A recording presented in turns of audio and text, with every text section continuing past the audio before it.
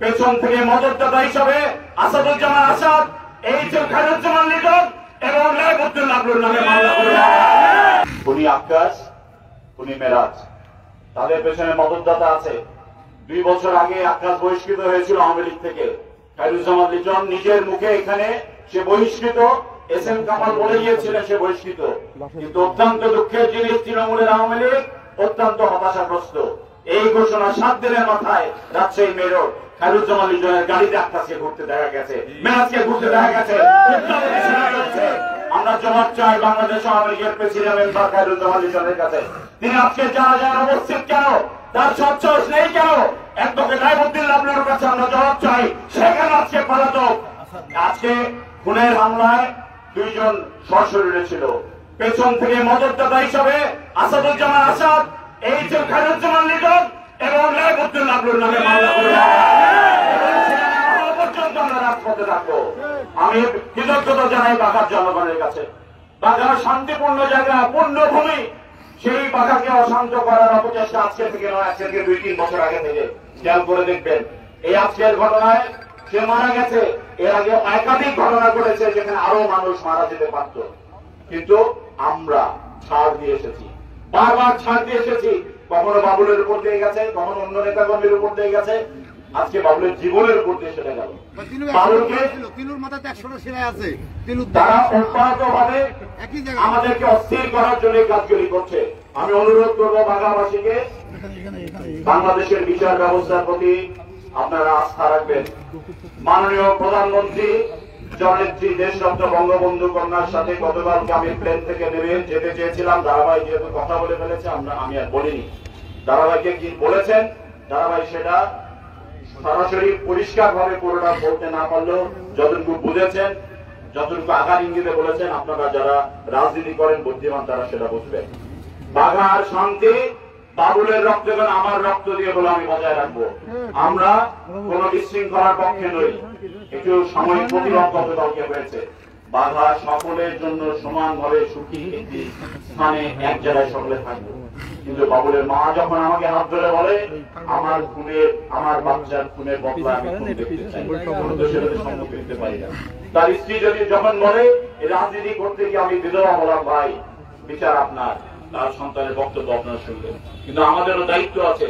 কিন্তু আমরাও যদি এটা আইনানুগ ভাবে দ্রুত সময়ের মধ্যে এই বিচার কার্য সম্পন্ন করে আসামিদেরকে ফাঁসি গাছতে ঝোলাতে না পারি, এবং এটার পেছনে মদতদাতা গডফাদার কারা বাঘা থেকে গিয়ে রাজশাহীতে গিয়ে সহজ এবং শক্তি সঞ্চয় করে, আমি প্রশাসনকে বলবো এই যে ব্যক্তি কয়েকজনের নাম বললাম, আসামিদের টেলিফোন নাম্বারের সাথে 7 দিনের টেলিফোন মিলাই নেবেন। তাদের সাথে যদি দিনে 5 বার করে কথা না হয়, আমি সংসদ সদস্য পদ থেকে ইস্তফা দিয়ে চলে যাব। আমি চ্যালেঞ্জ দিয়ে বলছি, প্রমাণ আপনারা পাবেন। আমরা এটা সহ্য করবো না। সামনে দল ব্যবস্থা নেবে, প্রশাসন প্রশাসনিক ব্যবস্থা নেবে। এই ওয়াদা আজকে সকলের সামনে, 1-2 বাচ্চার সামনে আমরা করে গেলাম। আমি একা নই, যারা একা নয়, সকলে। আর এই পরিস্থিতিতে আসার জন্য এখানে উপস্থিত কিছু মানুষও আপনারা সহযোগিতা করেছেন। কখনো বলেছেন বাবুলের পিছনে লোক নাই, কখনো বলেছেন বাবুলেরা পারে না, কখনো মহানগর থেকে করেছেন, জেলা আওয়ামী লীগ থেকে করেছেন, বাঘা থেকে পর্যন্ত করেছেন। আর যদি সত্যি মুসলমান সাচ্চা মানুষ হয়ে তার আত্মার মাগফিরাতের জন্য আপনারা এখানে জানাজায় হাজির হয়ে থাকেন, তাহলে অতীতে যা করেছেন তার জন্য মহান আল্লাহ তাআলা রাব্বুল আলামিনের কাছে পানা চান, ক্ষমা চান, এবং ভবিষ্যতে সঠিক মানুষের সাথেই থাকবো, সঠিক পথেই থাকবো, এই ওয়াদা করে। তাহলে এখন থেকে এই মুহূর্ত থেকে এটা থেকে বিদায় হয়ে যাবে, এই মুহূর্ত থেকে এখান থেকে বিদায় হয়ে যাবে। নাটক আমরা সহ্য করবো, অনেক নাটক আমরা সহ্য করেছি। আল্লাহ তাআলা রাব্বুল আলামিন আমাদেরকে ক্ষমা করেন যে আমরা আশরাফুল ইসলাম বাবুলের মরদেহের সামনে দাঁড়িয়ে কথাটি বলছি। মরদেহ নিয়ে বাংলাদেশ আওয়ামী লীগের ভাষা আন্দোলন থেকে শুরু করে মুক্তিযুদ্ধ থেকে শুরু করে একটা মৃত্যু মানুষকে উঠতে দেয়। আজকে থামেন, থামেন, থামেন। আশরাফুল ইসলাম বাবুলের এই আমি যা বলেছি, ওর যে আরো অনেক বড় মানুষ আছে, থাকেন, থামেন।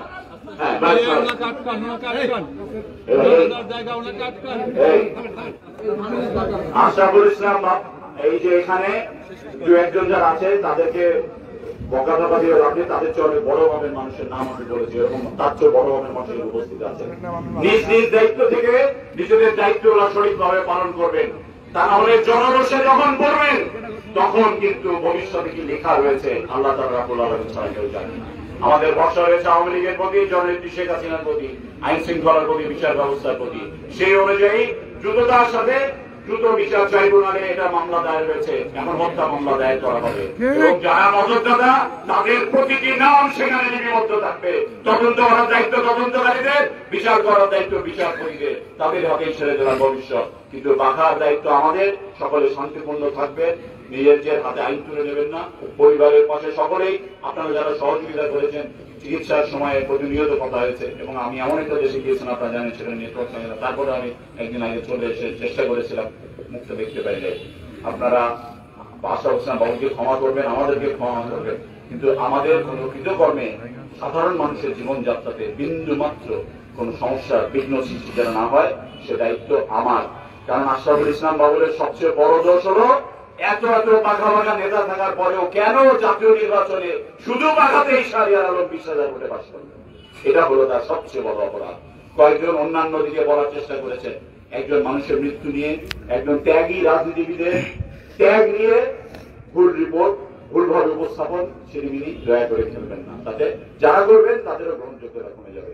অনেক বাড়তি কথা বলে ফেলেছি, আমি শুরুতে বলে নিয়েছিলাম আমি জানা যায় কথা বলি না, কিন্তু আজকে এই বাঘা উপজেলা আওয়ামী লীগের একমাত্র যাকে নির্ভর করে আমরা রাজনীতি পরিচালনা করতাম, সে আজকে চলে গেল আমাদের এখানে, আমাদের কাছ থেকে। তার সামনে দাঁড়িয়ে আমরা যদি দুটো মনের কথা ব্যক্ত না করি, সত্য যদি না বলি, নিজেদের অভিব্যক্তি যদি না বলি, নিজেদের প্রত্যয় সংকল্প যদি না বলি, তাহলে জীবন বেকার হয়ে যাবে।